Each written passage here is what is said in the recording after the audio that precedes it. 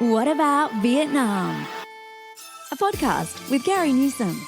The series where Gary talks with travellers about their experiences and adventures. Find out more about Vietnam from the people who have actually been there. What about Vietnam? Whether it's adventure, exploring the culture and cuisine, shopping, or just soaking up the sun. Let Carrie and her travellers pave the way for a magical holiday in Vietnam. What about Vietnam?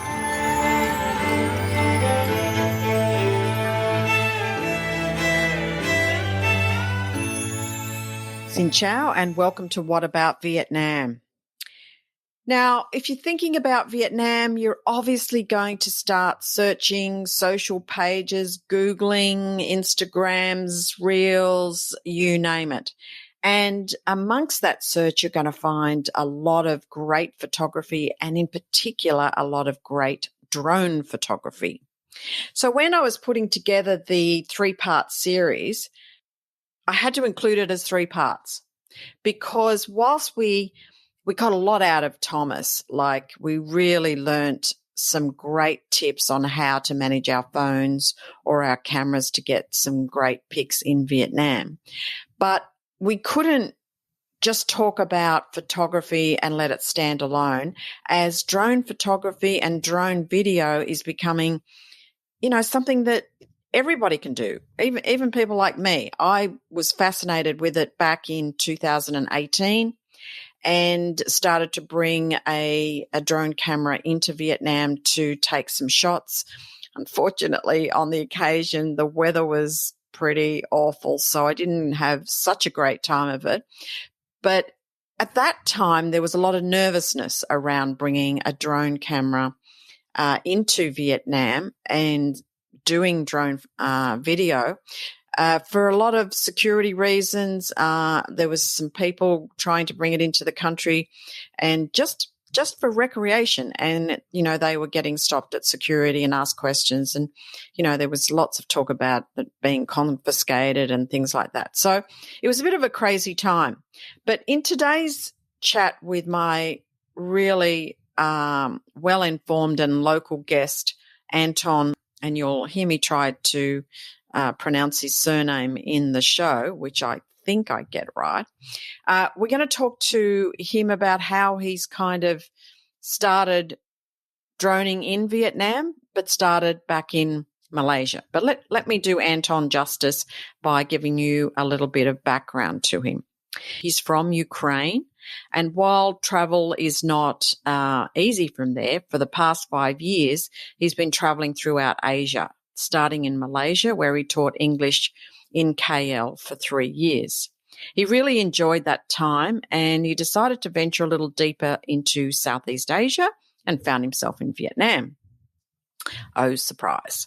Malaysia spiked his interest in blogging as a hobby, and from there his interest has grown. And he says, when you travel alone, because timing just doesn't always work to join with friends, you still want to share your experiences with others. And I agree totally. So while his hobby started with Instagram, it's taken on a life of its own and morphed into a YouTube channel where filming from his Lumix G85 and his GoPro 8 was doing a satisfactory job. He said, he just had the urge to take it up a notch. So here comes the drone as the best tool to capture those ordinary moments and panoramic views and turn them into extraordinary masterpieces. With the rise of apps and cutting-edge technology that allows fantastic editing, capturing epic images and videos from unique perspectives in Vietnam, look, now has never been easier. Anton continues to teach English from his base in Vietnam and says he feels like Vietnam has it all. Beaches, mountains, hills to hike, and old towns, and basically anything you want.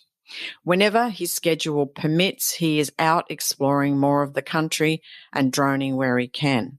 I've put all the links in the show notes so you can follow him on his YouTube channel. And, I first spotted Anton on YouTube doing one talking about Da Nang, and I think you're going to get a lot out of that, so definitely worth checking out. From my perspective, Anton was able to simplify some of the basic protocols for using your drone for non-commercial purposes, and that's what we're going to stick to in this show.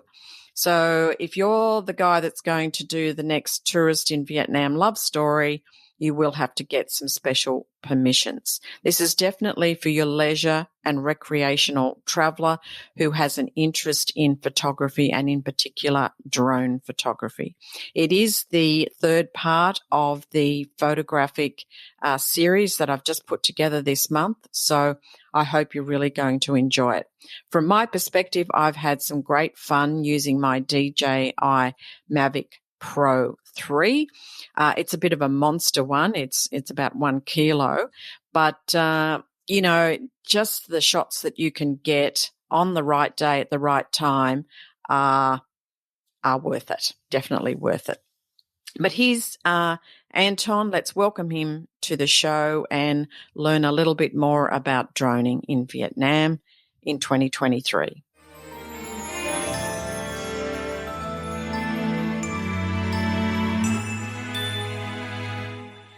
Today, I'm very excited to welcome Anton Glushkov to the program. He's having a little smile at me at the moment because I think I've got his surname pronounced correctly.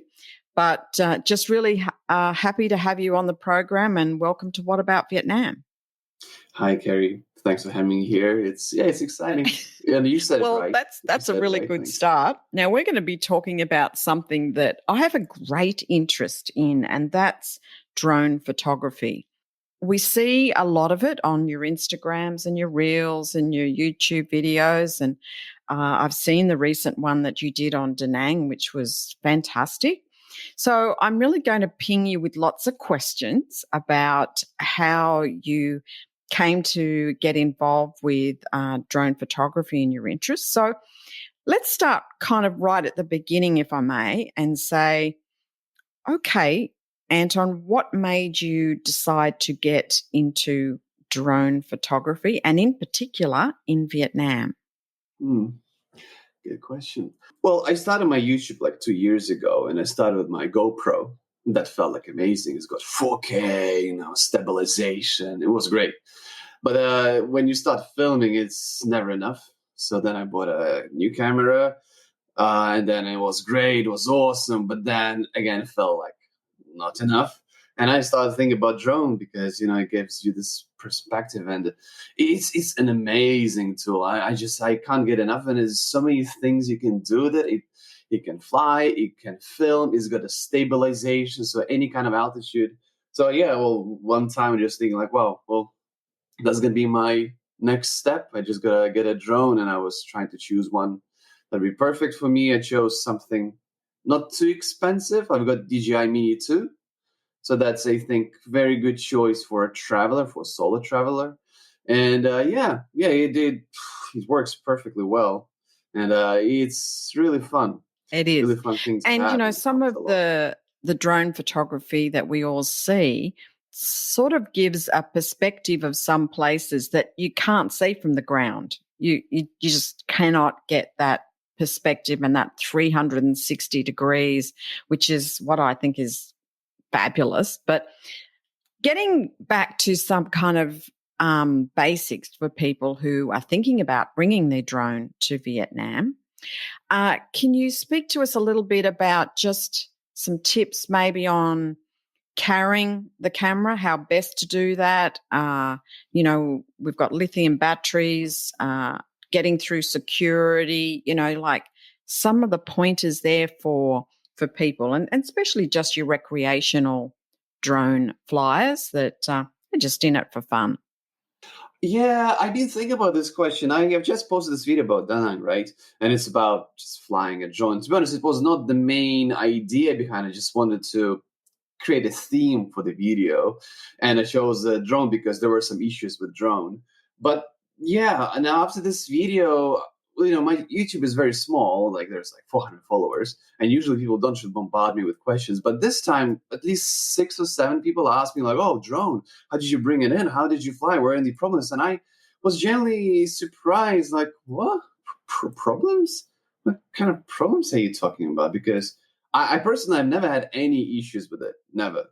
And like I've lived in Vietnam for 2 years now. I've owned this drone for a year. And well, there were some issues, but there were more about filming in certain areas. There were some restrictions, and sometimes there would be some people who would approach me and say, like, no, you cannot fly it here. That happened a few times, but like I flew in and out 2 times. I flew once to Malaysia with my drone and flew once to Thailand.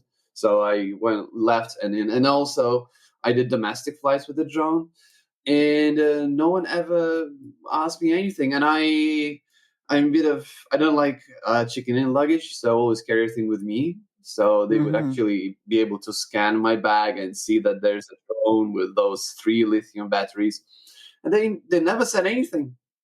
There is one thing though. Again, sometimes it works. I'm very tall, and I think to Vietnamese people I might be a little bit intimidating. I'm like 2 meters tall, and I'm quite big, so it's like, I know I've heard stories not related to the drone, but I know like in certain situations, like my friends would be bothered by some guys, while with me they would be like, "Oh, hey, hello, Yeah. great, good luck." I think Yeah. that's fantastic. You Yeah. know, I yeah, mean, yeah. I know I always bring a lot of luggage, and I kind of stay my maximum of 30 days. So I've usually got a fair bit as carry-on as well as check-in. But in that carry-on proponent, I would kind of disassemble the drone, take the batteries out, put them in a separate bag, and have, heaps of cords and that. So I did get the odd look occasionally, and some of the security people would kind of go through things a little bit more thoroughly, and asking me what they were, what the batteries were, what they were for, etc. And I felt this was kind of like 4 or 5 years ago, when it was kind of still new in Vietnam, and I'd just say it was for a camera, and that was kind of the easiest way to explain it. Drone was, how do you say drone in Vietnam? Don't know. So I just went for camera, and I'd kind of do that, and then they'd get it, and I didn't have any problems. But there was quite a bit of nervousness there for a while about the responsibility as a tourist, that people were taking the precautions about flying and being safe with it. And obviously you've already brought that up in that video that you did on Da Nang. And for everyone listening, I'll put the link to Anton's video so you can check it out yourself. But it was good to bring up things like no-fly zones and things like that. And I've seen some drone photography where I've gone, there's no way they could have done that unless they were standing about there, or they were over there, or whatever. So I'm not sure. I mean, have you seen much kind of police watching of people with drones, or seen other people flying drones irresponsibly, I guess? I haven't like personally seen people doing it, but I've seen videos where I know like this is probably not legal. I have seen that, and that is dangerous for multiple reasons. It's irresponsible. You can get other people in trouble, and you can get into trouble. Well, actually, generally, it's not a good idea. When you're traveling, you don't want to get into problems. And normally with the drones, like DJI application, DJI Fly application is really smart. It always gives you the restriction zones. It marks them on the map, and so it won't let you lift off, and it will notify you. But I know like that people hack these programs. There are some additional programs. There's lots of things that can be done to drones, and that's not safe. And in this case, that's a very easy way to get into problems, because some of those restriction zones can be related to government buildings or military buildings, and very problematic. Can become very serious. Yes. And you don't have to do that. I mean, I think being responsible, which leads to my question to you about, can you suggest, or would you recommend people do some homework before arriving into Vietnam, just so that they get a bit of a lay of the land kind of thing? I would sometimes use again the same application, because you don't really need to actually fly the drone to access this. You can open it, you can look at the map, And yeah, I would sometimes just open the map and look at the area where I'm going to see whether there are any restriction zones. Because like a couple of weeks ago, I went to Thailand, to Koh Samui and Koh Tao. And then I decided to check also what's around these islands. And I realized, oh, wow, actually, there's a big airport in Koh Samui, and obviously there's a restriction zone.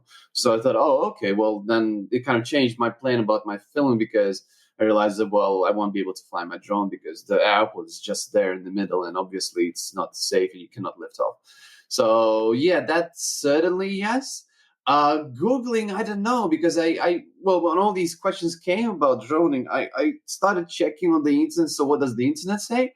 And I was like, yeah, you cannot fly to Da Nang with the drone. You cannot do this. You cannot do that. I'm like, where does this come from? Like, I mean, again, I don't know for sure. Like, I'm talking from personal experience. So maybe some people have had bad experience. I wouldn't be surprised. But in my case, like, no one really bothered me. Again, it may be because of the size, because I'm flying DJI Mini. Yeah, mine's it's 249 grams. Mm-hmm. I've got the Pro. If it is, yeah, if it is Pro, if it goes like 1 kilogram, it's different kind of equipment.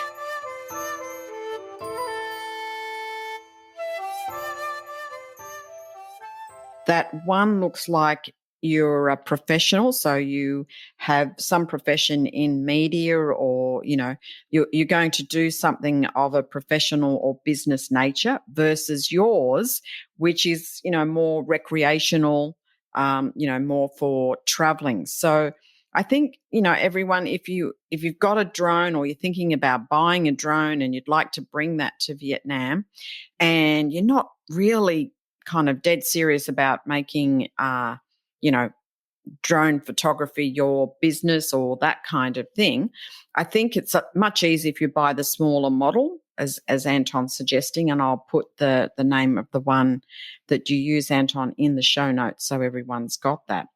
Yeah, because I did the same as you. I did a lot of checking of Googling and whatever, and then I found on some website there was some forms that you had to fill in to declare whether or not you were filming for business, professional purposes, or whether you were using the drone for recreational. And I was a bit conflicted then, because I thought, oh, well, I do a podcast and I put it up on YouTube. Is that for professional or is that recreational? I don't know. What do you think? Professional would be something related to bigger institution. If you're making like a big video for a big company that needs to legally check everything, because like if you're making a drone footage for, let's say, Apple, yeah, obviously they need to go through all the legal restrictions and checking. Then yes, I would. If I made a video for that kind of organization, I'd probably be a little more serious, because then yes, that could be checked. But if you're making for your own YouTube, I don't think you'd need to do that. I did check that again. Like there was one person who commented on my video and saying like, oh yeah, you must get a license, you must do that, you must do this. And I know that in America now, like hey, if you go to a certain place, you must have a like drone flying license. And it totally makes sense. But then I checked whether this is the thing in Vietnam, and apparently not really. You can get a license, but it looks like it's for commercial film. Like if you're making commercial video, yes. And that's like $500, and it's like for, as I understood, like for 1 day of flight or something. And yeah, but that's not exactly what I'm doing. No, certainly not. And I'm sure if they saw the quality of some of my drone photography or my videos, they'd go, no, she's definitely not making money out of that. So no. So tell us some tips about flying a drone in Vietnam. Are there any kind of peculiarities? The little bit of learning that I had was kind of not particularly extensive. The little bit I heard was, things about flying in the middle of the day, kind of not ideal because of the direct sunlight and things like that. So do you have any tips for my listeners about if they are out there drone flying in Vietnam, things they should look out for?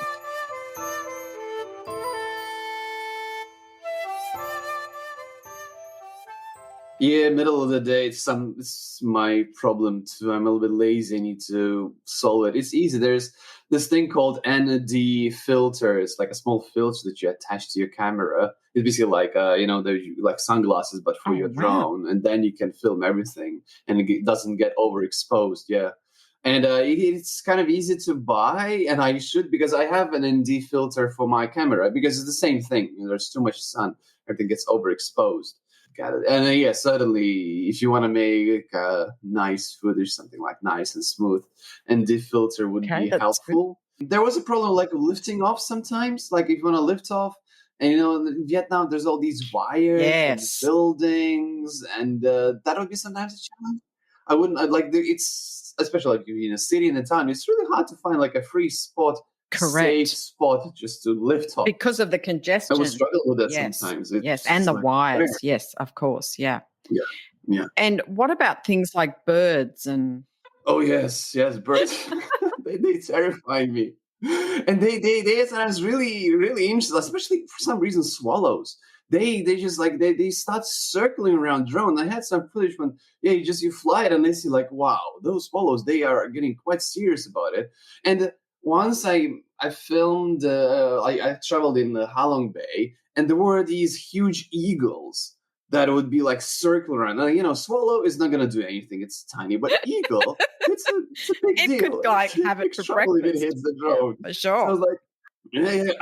I was like flying around. I didn't film it, but I saw eagle just like 1 meter away from drone. And I was like, okay, it's time to go back. How do you go navigating the dangerous. weather? Because let's face it, you can have your drone up there and you're watching the skies and very quickly it can change. So you got to kind of get down and get down quickly sometimes. Have you had that experience? Actually, no, I was really lucky. I haven't really filmed anything in the south of Vietnam yet. Like I haven't done any drone because south, yeah, it's the tropical weather. That's where the rain happens all the time. Northern weather is more stable, so it can rain, but then you can see it coming. It'd be kind of like a day before it builds up, and then okay, the next day it's gonna be bad. But it could be windy. The wind is a challenge, and Yes. it burns the battery really quickly.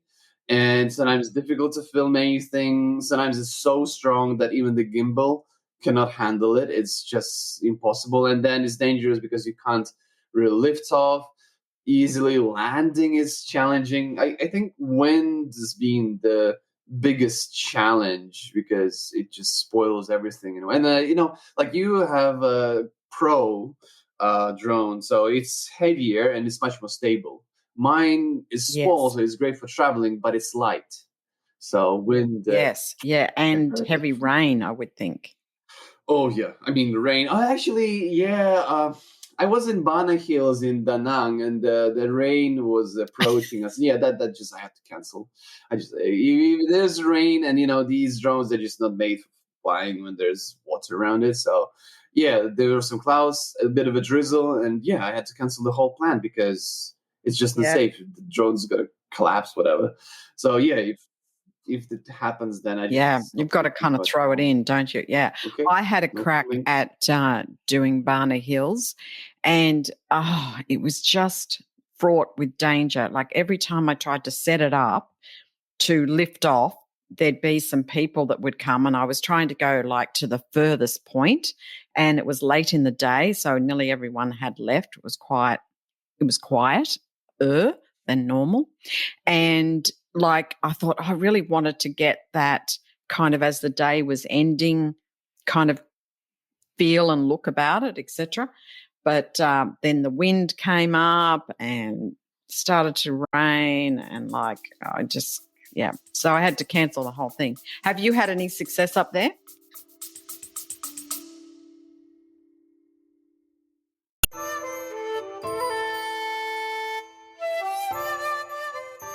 You may see at the beginning of the show notes in the podcast channel that you're listening from some words that say text me a message. It's a great idea, don't get me wrong. I love hearing from you and that, whether that's your thoughts on the episodes, some questions, messages of appreciation, I just love the feedback. It's really great. However, I feel it remiss of me to not thank you for them, but to not be able to respond directly to you. So if you have sent me a question, and I've got lots, and you haven't heard from me, there's a really good reason why. I actually don't have the ability in the technology to respond to you. They kind of expect that you would or I would answer the questions in the form of a show. And there's just kind of too many. And I just think it's just too personal not to do it that way. So I wanted to alert you to the fact that if you do send me a message through that connection option, I'm not going to be able to respond to you directly. So if you do have a question, and it is time sensitive, or you want to send me any kind of message, can I suggest the following 2 ways? 1, send me an email to whataboutvietnam@gmail.com. That is the email address that I have the most constant access to, and I will aim to get back to you ASAP. Secondly, if you go to the website for the podcast, which is whataboutvietnam.com, if you scroll right to the bottom, there is a chance for you to leave a voice message. Now, in that voice message, I can respond to you equally with a response in voice. So if you want a quick response, that's your next best way. But I just wanted to get this into the show, make you aware of this, as it really is becoming problematic. And I've just got too many, and I can't kind of go naming people and answering each question. That's just a little bit silly. So if you have sent me a text message before and you're waiting on a message back as a response, I'm so sorry. I cannot do that. But if you want to send the question again, I'd be more than happy to answer.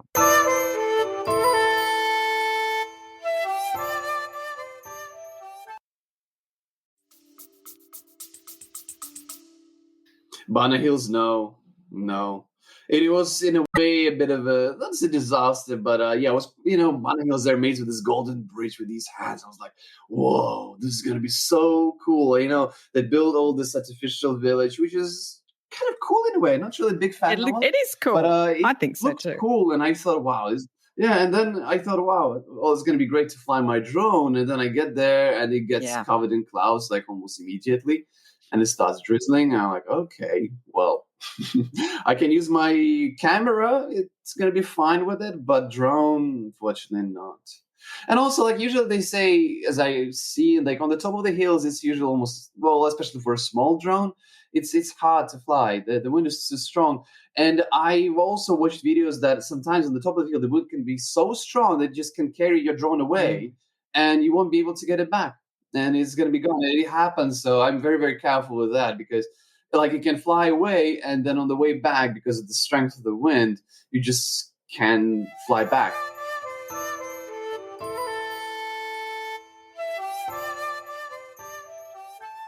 Keep your drone in physical sight, or do you let it go? I don't, but I do let it go a lot. It's nerve-wracking. It's terrifying me still because it's not very expensive, but still it's quite a bit of money. Yeah. So you don't want to lose it. So it's nerve-wracking. And I lose it outside very quickly because, I need to fly around and see stuff. And I had a funny case once. I was in Ninh Binh, and there's huge complex like temples. It's gorgeous amazing. area. It's gigantic, but I didn't want to fly my drone there.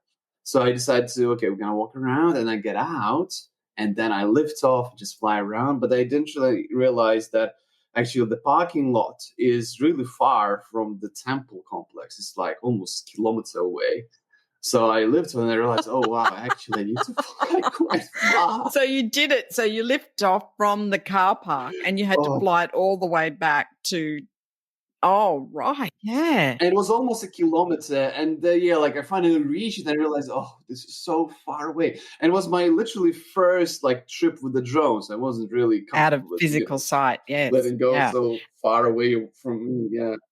And then I started flying around, but then it Oh, started losing no. connection. And one point the screen goes black. Yeah. My heart just dropped. Yes. No.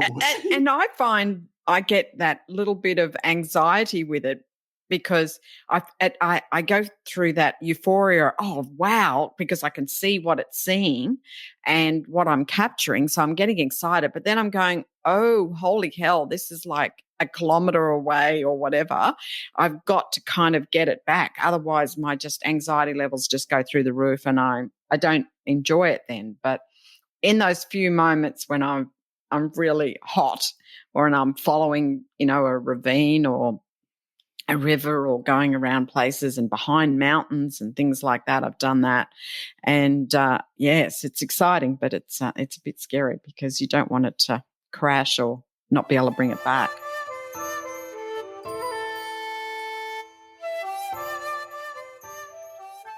Just one of the most useful lessons that I got, like from my experience, like when you carry your camera, you have this mindset, okay, I need to get in the place and just film around everything I see. That's your mindset. And with drone, it's absolutely different. And I'm learning this now, that the key point is that you need to find a good vantage point that is like there's no obstruction around you. So it can be maybe 500 meters away from what you actually want to film, but if it is a little bit elevated, and there's no walls, no buildings, no mountains, that's would be like a perfect spot to lift off and film. Because I'll make this mistake, get very close to the place, and then there's a wall, Yeah. brick wall. And And one of the other tips, I don't know that whether you think this is worthwhile, but you almost have to do a little bit of a reconnaissance trip, don't you think? Like you can't just kind of arrive and think, oh, yeah, this is just going to be splash, off we go. No problems. You almost have to go and do a bit of a surveillance of the area, pick some vantage points where people are not. Do you agree? Oh yeah, totally, 100%. Like the best footage you can make only if you go to the place. First couple of days, just walk around, look what's around, like check the mountains, views, scenery, and then after that you film stuff. You can do it in. That's what I'm gonna do in April. I'm gonna go to Hazan, and it's gonna be my second trip. Like I went there in last October. I filmed something, but it was my first trip. So I was like, well, is this the spot? Is this great? Or maybe I need to go further. Now I know. So I'm going to go in April. I'm going to spend like more than a week there. I'm going to film everything there. So I'll have time to stop. I know some places I want to film now. And, but I mean, I live in Vietnam, so I have this luxury of, keep going first and then second. But then the same thing with Koh Tao. I spent like in Thailand, I spent a week there. And yeah, first 2-3 days were just walking around. And the third, fourth day, I just filmed everything. And the footage was amazing. But because I kind of did a recon and I knew where should I go, I talked to people, like where's the beautiful spot? Yeah, because that was going to be my next question. In just, do you kind of seek out the locals because they always know the great spots? And do you kind of get some advice from them as to help you pick those places and times of day, and you should come back in September or something like that? Yeah. I don't remember. I think somebody told me before that, oh, well, this is a bad season. Yeah, I know. Didn't you read that somewhere or listen to a podcast that could have told you that? Yeah, I should. I mean, with drone footage, I actually never really asked anybody because I think it's, well, I did, but not with the local, like with the expats who lived in the area, and I asked them about the rules and regulations, like in Thailand, and sometimes in Vietnam too, like where could I go? I would ask them for direction and ask for the places because locals usually know it better. And in Vietnam, things don't really get updated on the internet. So you can't really always rely on the internet and believe whatever they say there because things change dramatically and people don't always change it on the Google. So you can look at the place and the Google can be open, but then you go there and it's closed.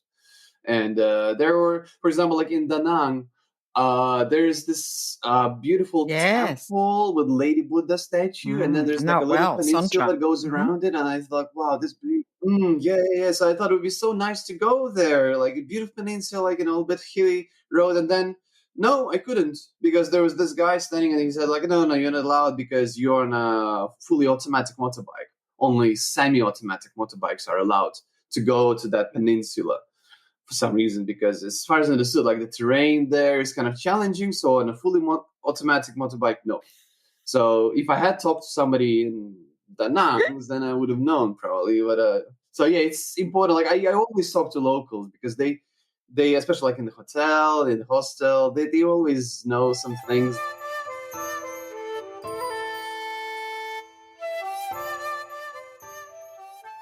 I think challenging around that region that you're talking about in Sontra is there's a military base also that was very strong there for a while. And I think still part of it is. So I've tempted to go around, but I've got a shake of head by local police or whatever saying, like, don't even think about it, So yeah, so it is a nice Highvan Pass and all that is awesome. So that would be a great place. So leads to, what places have you filmed that you highly rate so far? I know you've got a few on your list coming up, but what are the ones that you've done so far that are really great? Ninbin is magnificent. It's just unbelievably beautiful, and they compare it to Halong Bay, and Halong Bay is also amazing. But the thing is that Halong Bay is on the water, so if you film, you need to be on the boat usually, and you're kind of restricted. You can't easily walk around to get a better spot. No, you're kind of restricted. It's amazing, but then in Ninbin, yeah, you just cycle around, and it's vast. It's amazing. Those past mountains are so beautiful. And the first video I made with my drone was from Ninbin, and I couldn't get enough of it. And, it's like there's this point when you're just sitting there, you film, and you're realizing, whoa, this is unbelievable. This is so beautiful. And yeah, that's one of the best places. Kazan, I'm gonna go there again, but yeah, it's it is, and I mean all the photography I've seen, that adds up absolutely. And I've had people on the show that run tours, Flipside adventure tours. The guys there run motorbike tours and things around, and just the way he spoke, Tom, how he spoke about that area, you could just tell he was just so passionate, and it just came through in everything he said. So I would think Hazang, and I think places like Mukang Chai. I mean, you're sitting in the best seat in Hanoi. I mean, you can go kind of left or right or wherever. You've got plenty of choices up there, because I think the scenery is definitely more extensive. There's more of it in the north than the south. And, it's just got those jaw-dropping vistas, really, aren't they?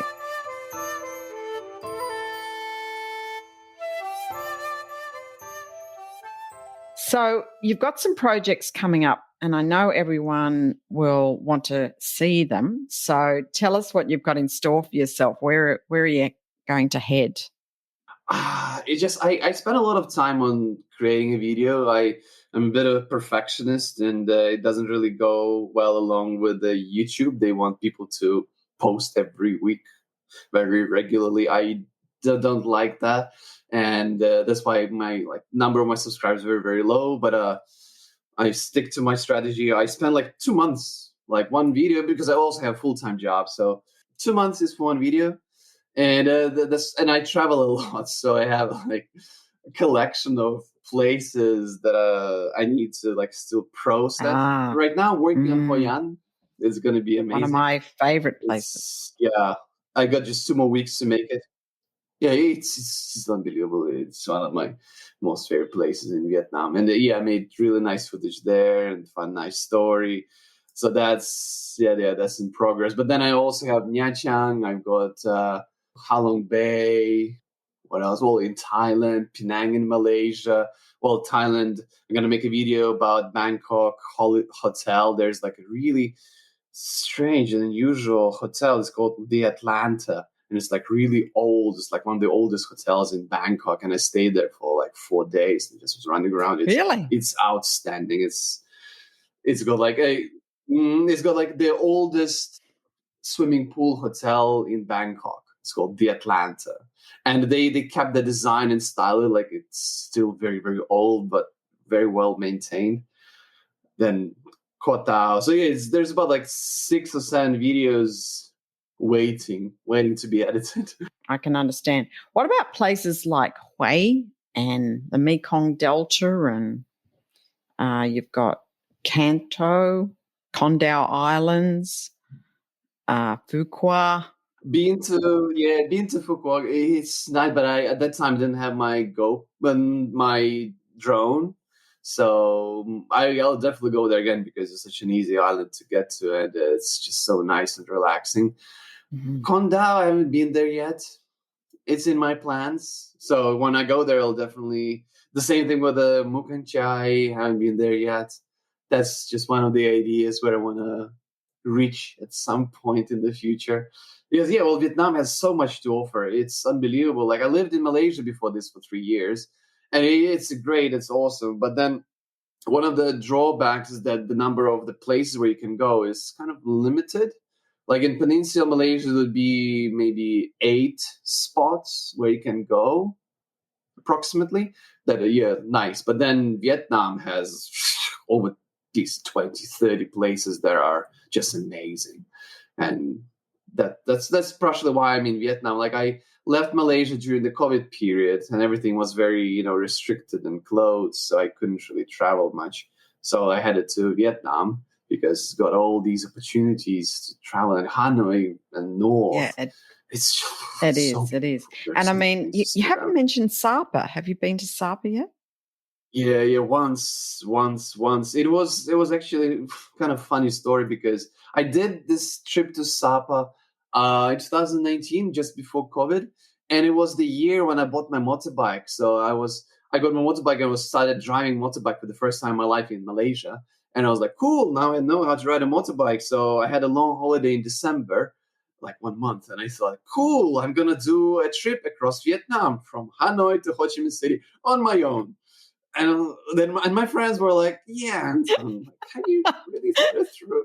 Yes. You're a novice, like, No. it's not entirely safe, on your own. And I was very enthusiastic, but then I decided, okay, fine. Okay, I'm going to do Sapa.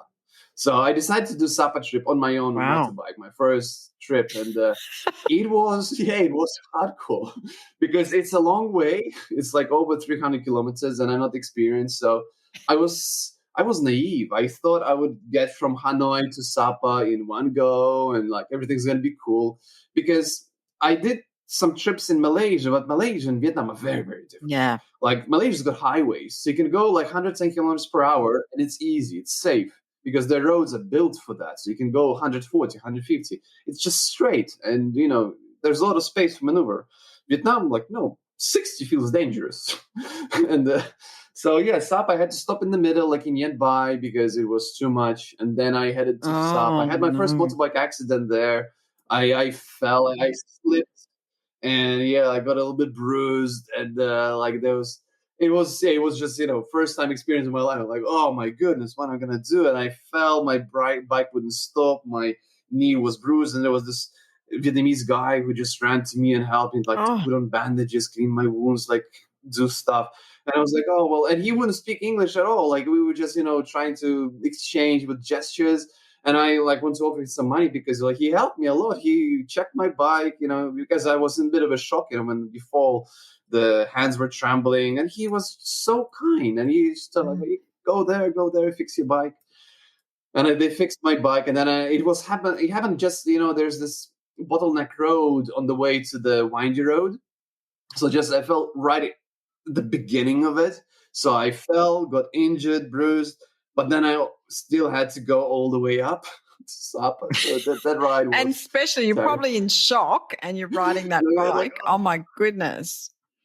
Oh, I know people have very adventurous ideas Yeah, about with this motorbikes, but I've heard too many bad stories that, and especially that trip that you're talking about from Hanoi down to Ho Chi Minh. Oh my gosh, that is fraught with danger. I don't think I know anybody that's done that trip that hasn't ended off the bike at some point because, as you say, 60 kilometers is fast in some of those areas and the roads not all the best. So when you got to Saba, was it no. worth it? Like in your mind, did it kind of meet expectations? It was strange. So like I reached it really late, exhausted.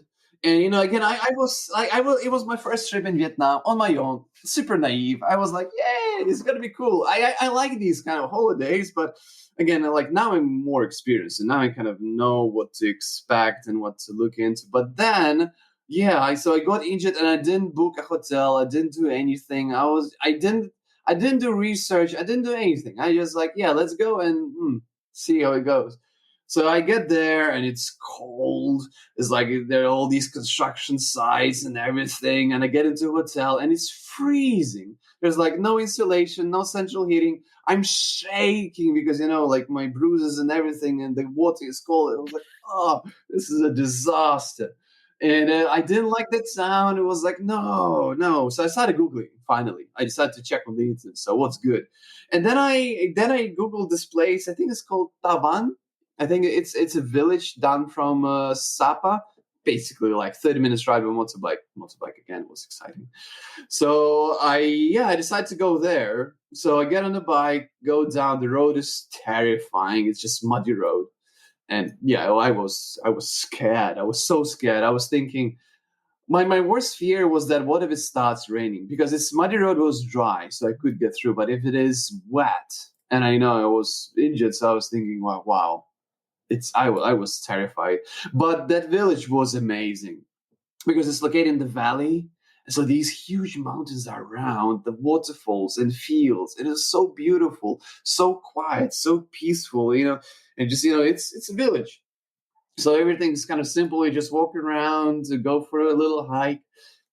Most of the time, I was just like in my hammock and just staring at the mountains. And that was enough. That was perfect.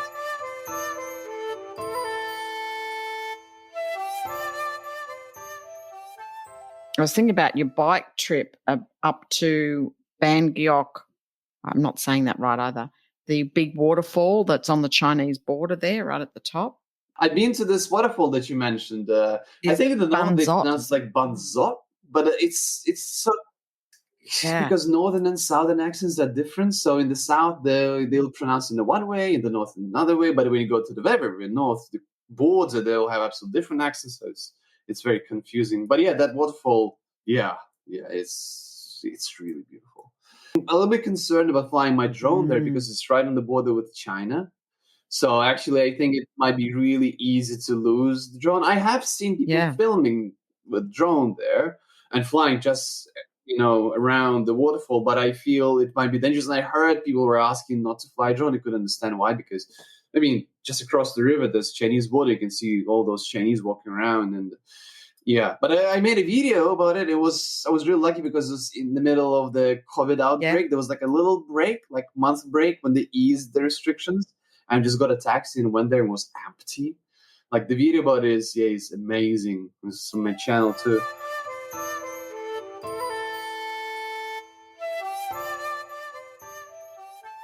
Any last minute tips for my drone flyers that come to Vietnam?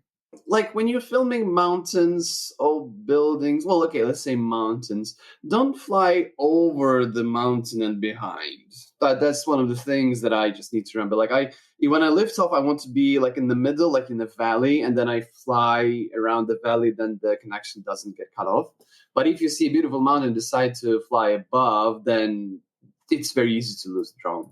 I had a couple of these nerve-wracking experiences when the connection goes away, and then normally the screen goes black, but it doesn't mean that you have lost control of your drone. So you can also see, like in the corner, there'll be like a small map that shows you where's the drone. You can actually see the drone still follows your controls. So it means like the broadcast has been interrupted, but you still have the control of the drone. So in this case, I'll just turn around, go up, and then go back as fast as possible.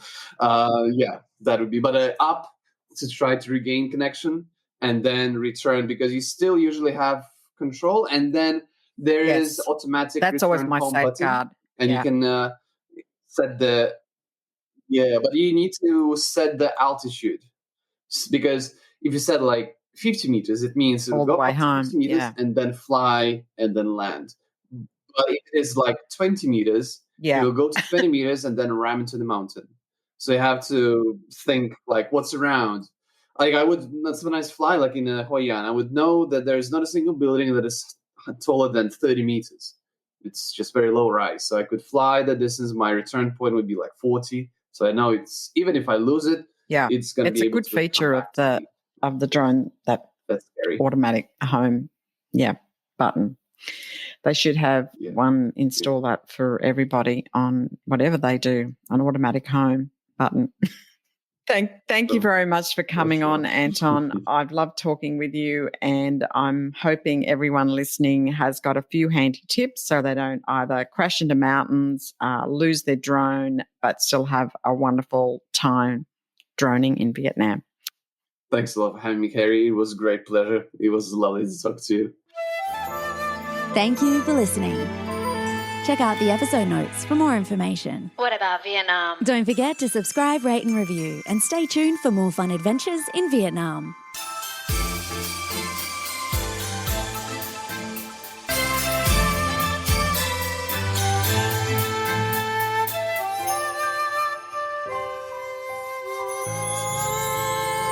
What about Vietnam?